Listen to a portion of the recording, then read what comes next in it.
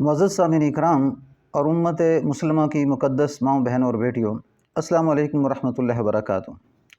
آج آپ کے سامنے شعبان کی جو 15ویں رات ہے اس بارے میں بات کرنا ہے کہ قرآن حدیث میں جو اس کے بارے میں باتیں چل رہی ہیں کہاں تک درست ہیں اور کہاں تک ہمیں ان باتوں کا اہتمام کرنا ہے۔ اگر آپ چینل پر نئے ہیں تو ویڈیو شروع کرنے سے پہلے چینل کو سبسکرائب کر دیں، بیل آئیکن کے بٹن کو دبا دیں تاکہ آئندہ آنے والی ویڈیو میری آپ تک پہنچتی رہے، اور ثواب کی نیت سے ویڈیو کو شیئر بھی کرتے رہیں۔ شعبان کی رات 15ویں رات کی غیر معمولی اہمیت جو ہمارے معاشرے میں چل رہی ہے، اور کچھ باتیں آپ سے کہنی ہیں کہ اس میں دو بنیادی باتیں ہیں۔ اس میں پہلی بات تو صاف الفاظ سے جو حضرت محمد صلی اللہ علیہ وسلم نے جو بتا دی کہ آپ صلی اللہ علیہ وسلم نے فرمایا کہ میری سنت کی پیروی کرو، اور دوسری بات فرمائی کہ بدعت سے بچنے کی ہدایت ہے۔ یہاں تک فرمایا کہ میں تمہارے نزدیک تمہارے پاس دو چیزیں چھوڑ کے جا رہا ہوں،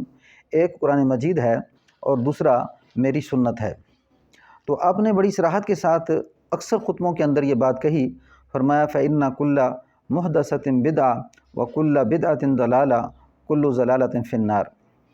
سنن نسائی کے اندر یہ حدیث ہے کہ ہر چیز جو گمراہی پیدا کرے، ہر چیز جو نئی شروع کی جائے وہ بدعت ہے،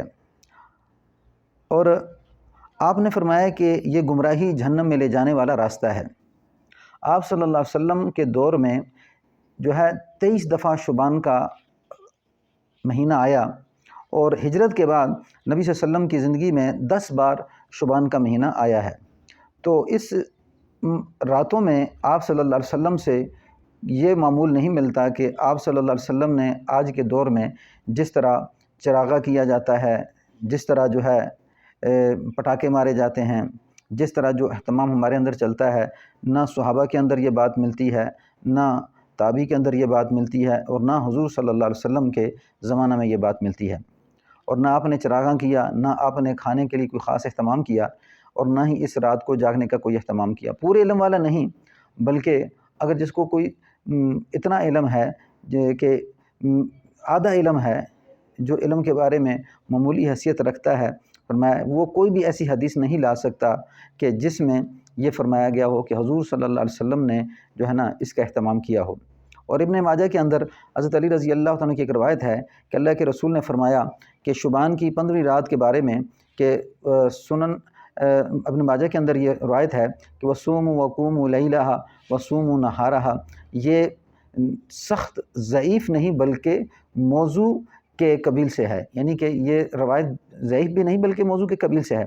کسی صحابی کی زندگی اور تابعی کی زندگی میں اس رات کا اہتمام نہیں، اور حضور صلی اللہ علیہ وسلم نے نہ اس رات کا اہتمام کیا۔ بعض علماء کے نزدیک اس کی فضیلت ہے،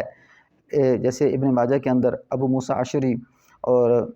سے روایت ہے کہ اللہ تعالیٰ رمضان کی 15ویں رات کو متوجہ ہوتا ہے اور ان کی بخشش کرتا ہے کہ سوائے دو لوگوں کے، مشرک اور کینہ رکھنے والوں کے، اس کے علاوہ سب کو معاف کر دیتا ہے۔ یہاں پہ نہ تو کیا اللہ ان کی بخشش کرتا ہے جو حلوہ بانٹتے ہیں، کیا اللہ ان کی بخشش کرتا ہے جو چراغاں کرتے ہیں، کیا اللہ ان کی بخشش کرتا ہے جو مسجدوں پہ جھنڈیاں لگاتے ہیں، گھروں پہ جھنڈیاں لگاتے ہیں۔ فرمایا نا کیا کہ فرمایا کہ اللہ ان دو آدمیوں کی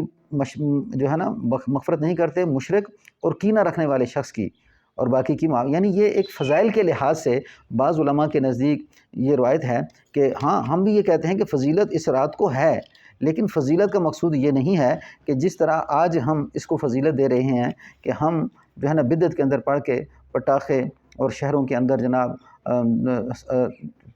کیا کیا جاتا ہے کہ پہاڑیاں بنائی جاتی ہیں، اور پھر جناب رات کی تاریکی میں لوگ کیا کرتے ہیں کہ سیر و تفریح کے لیے نکل جاتے ہیں۔ تو یہ بات ہمیں حضور صلی اللہ علیہ وسلم سے اور نہ صحابہ سے ملتی ہے۔ اور اس حالانکہ نہ بیداری کا اس حدیث میں کوئی تذکرہ ہے کہ بھئی آپ کیا کرو کہ حضور صلی اللہ علیہ وسلم نے جو ہے نا روزے کا حکم دیا ہے یا بیداری کا حکم دیا ہے۔ اس کی فضیلت اسی طرح ہے جس طرح کہ حضور صلی اللہ علیہ وسلم نے جمعرات کی رات اور جمعہ کے دن کی فضیلت دی ہے کہ اگر جمعرات کی رات کو یعنی جمعہ کے دن کو اگر کوئی انسان مر جاتا ہے، وفات پا جاتا ہے، تو وہ قبر کے فتنے سے محفوظ رہتا ہے۔ اس کی فضیلت کے باوجود اس رات کو جاگنا اور جمعہ کو روزہ رکھنا یہ مشروع نہیں کیا، اور نہ ہی اس کی آپ صلی اللہ علیہ وسلم نے بات کہی ہے، بلکہ آپ نے اس کو فضیلت دی ہے کہ ہاں اس میں اگر مر جاتا ہے تو کیا ہوگا کہ اس میں اس کی قبر کے فتنے سے محفوظ ہو جاتا ہے، اس کو حساب و کتاب نہیں ہوتا۔ تو آپ نے جمعرات کے رات کو عام راتوں کو چھوڑ کر قیام کے لیے خاص نہیں کیا، اور نہ جمعہ کی دن کو خاص کیا ہے، اور جس کی فضیلت بتائی ہے اس کا افضل ہونا کچھ اور چیز ہے، اور عمل کے ساتھ خاص کرنا کچھ اور چیز ہے۔ تو اس بارے میں یعنی یہ آپ صلی اللہ علیہ وسلم کا معمول تھا کہ اس مبارک مہینے میں جو معمول رہا بکثرت روزے رکھنا تھا، یعنی آپ صلی اللہ علیہ وسلم اس مہینے میں کثرت سے روزے رکھتے تھے، اور شعبان کے مہینے کا حق ادا کرنا یہی ہے کہ شعبان کے مہینے میں آپ کیا کریں، کثرت سے روزے رکھیں۔ نفلی عبادت بھی آدمی کر سکتا ہے، عام مہینوں کے مقابلے میں زیادہ کرے، لیکن ہماری یہاں پہ کیا صورتحال ہے، نہ ہم شعبان کے مہینے میں روزے رکھتے ہیں، اور نہ ہی جو ہے نا اس کے علاوہ یعنی 15 رات کے علاوہ عبادت کے اندر ہمارا طریقہ کوئی نظر آتا ہے۔ ہاں یہ جس رات کے بارے میں جو کہا جاتا ہے کہ اس رات کے اندر جو ہے نا انسان کے جو ہے نا اعمال نامے پیش کیے جاتے ہیں اس طرح، اور وہ قرآن پاک کے اندر سورۃ الدخان کے اندر کہ یہ جو رات ہے یہ لیلۃ القدر کی رات ہے، یہ رات نہیں جس میں انسان کے امر من دینا اللہ تعالیٰ کے حکم جو ہے نا فیصلے کرنے کے لیے اللہ سبحانہ و تعالیٰ اس کو خاص کرتے ہیں۔ تو یہ تھی کوئی خاص باتیں جو آپ تک پہنچانی تھی۔ کل رات ہو سکتا ہے شب برات ہو، یا آج رات شب برات ہو، تو اس میں یعنی کہ پورے مہینے میں اہتمام کریں روزوں کا اور اس طرح عبادات کا، نہ کہ ایک رات کو خاص کر کے حلوہ وغیرہ بانٹنے میں، مٹھائی وغیرہ بانٹنے میں، اور اسی طرح ایسی انحراف کہ جو شریعت کے خلاف ہیں، یہ سب بدعت ہے۔ السلام علیکم ورحمۃ اللہ وبرکاتہ۔